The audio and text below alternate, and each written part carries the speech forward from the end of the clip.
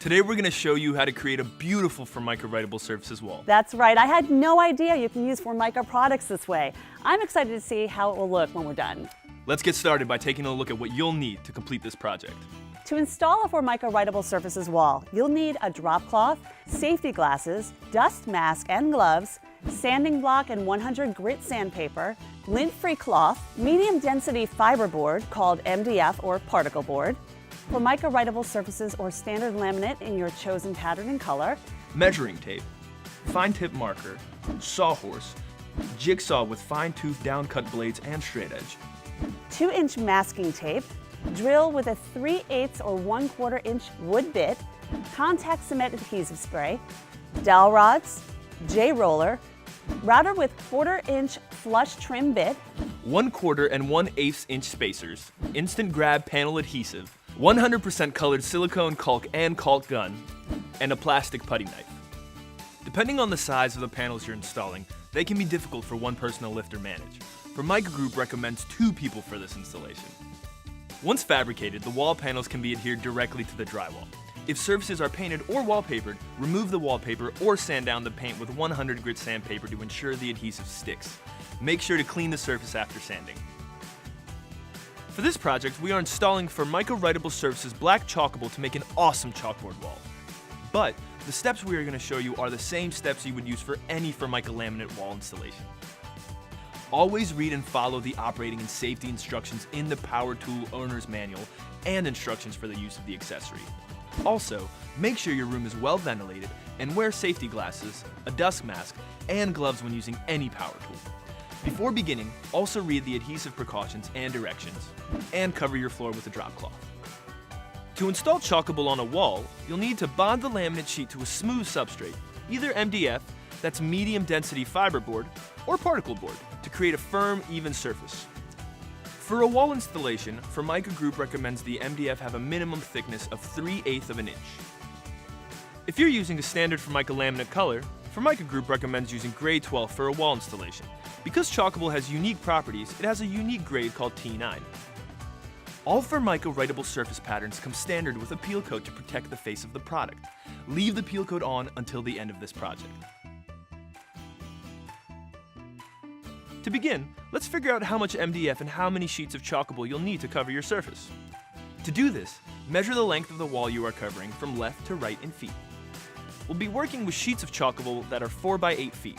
Formica Group recommends homeowners work with panels no larger than 4 feet in width. Next, think about how many panels you want to use and where you want your seams to fall. It is your stylistic choice if you'd like them offset, but we'll demonstrate them at evenly spaced intervals. Use the formula length divided by the number of panels you want to use to calculate the size of the MDF and chalkable panels. For example, if your wall is 10 feet long and you want to use 4 panels with evenly spaced seams, divide 10 by 4. So each panel would be 2.5 feet. You need to leave space for the natural expansion and contraction of the material. You'll subtract 1/8 of an inch from any side of the MDF that will butt up to a wall, floor, or ceiling.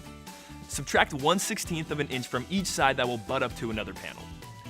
For example, panel A here will butt up to a wall on its left side, as well as the floor and the ceiling, so we'll measure out 2.5 feet. Then use a fine tip marker to mark where we'll cut 1/8 of an inch in from each one of those sides. Then, on its right side, it will meet panel B.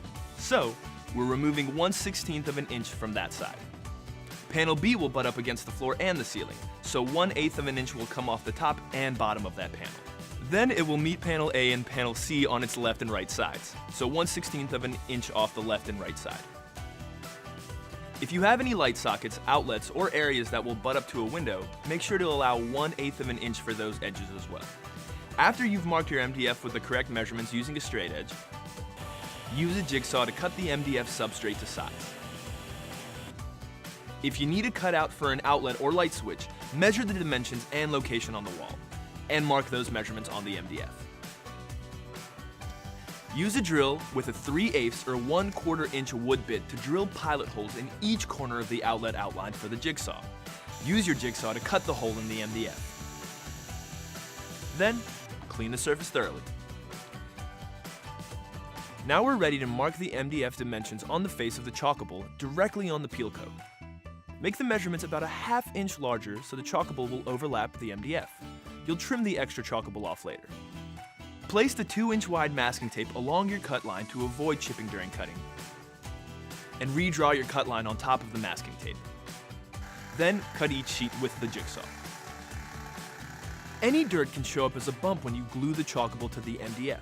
Make sure you wipe all the surfaces well with a clean, dry, lint-free cloth so they're completely smooth and clean on both sides.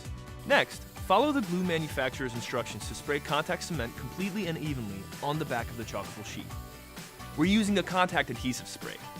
Formica Group recommends this adhesive because of its strength, ease of use, and cleanup. Also, apply the adhesive to the front of the MDF. Following the adhesive manufacturer's instructions, let the adhesive dry until it's tacky to the touch. Once the two pieces with the adhesive touch, they will be permanently adhered. So we place dowel rods at 12-inch intervals on top of the MDF. This will help you get the chalkable sheet in place without it sticking to the MDF. Place the sticky side of the chalkable sheet face down onto the rods to line it up with the MDF. The sheet should overhang the edges of the MDF evenly on all sides. When you have everything lined up, have one person hold the chalkable in place while the other removes the dowel rods one at a time. Press down on the sheet with the palm of your hand as you remove the dowel rods to ensure that there are no bubbles. Once all rods are removed and the sheet is in place, use a J-roller to apply even, firm pressure over the entire surface to bond the sheet to the MDF. When you have a good bond, trim off the excess chalkable material on all sides with the router and 1/4 inch flush trim bit. If you cut out an outlet or light switch location on the MDF, mark the same location on the chalkable. Place masking tape on the outer edge of the outlet rectangle. Then drill one pilot hole in the corner of the outline using your 3/8 wood bit. Place a router in the hole and follow the masking tape as a guide.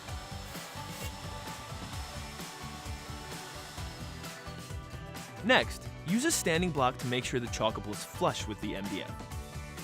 Then, wipe the front and back of the bonded panel to remove all dust and dirt. If any adhesive has seeped out, remove it at this time per the adhesive manufacturer's instructions. Now we're ready to mount the panels to the wall. If you're putting chalkable panels on a wall in a kitchen or bathroom, where you might get water on the floor, use 1/4 inch spacers to elevate the panels off the floor. You don't need to do this if the panels will meet carpet, trim, or other surfaces that will not get wet. Apply instant grab panel adhesive to the back of the MDF, following the adhesive manufacturer's recommendations. Keep the adhesive 1/2 to 1 inch away from the edges. Now, starting in the corner of your wall, place a 1/8 inch spacer against the corner and the floor. Line up the panel and press it firmly in place. The instant grab panel adhesive will immediately hold the panels in place. If any of your adhesive seeps out, clean it up now, following the manufacturer's recommendations. As you continue to place your panels, use 1/8 inch spacers between panels, in corners, and where panels meet windows to ensure that you have gaps to allow for expansion and contraction. Installing panels that meet in a corner is easy. Here we already have the panel that we installed earlier, and we're going to use it as a guide for the installation of the panel on this perpendicular wall. When you have the instant grab panel adhesive applied and you're ready to install, simply place a 1/8 inch spacer on top of the panel that was installed first and the floor. Line up the panel and press it firmly in place. When all your panels are placed and the adhesive has cured according to the manufacturer's recommendations, remove the peel coat and remove all the spacers. The gaps left in between the panel to allow for natural expansion and contraction can stay empty if that's the style you prefer. Another option is to cover them with T-molding. For this video, we're using 100% colored silicone caulk to fill in the gaps. You can purchase it at your local hardware store or home improvement store in limited colors. Cut off the tip of the caulk tube and puncture the seal. Place the silicone caulk tube into the caulk gun and squeeze as you run the tip from the top of the panel to the bottom. Have the caulk slightly overfill the gap.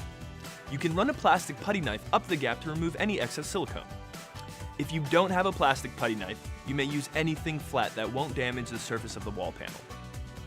Wow, just like that, we have a chalkboard wall, and it only took a couple of hours. Yeah, it looks so great, so much more durable and so much more fun than plain old paint on a wall.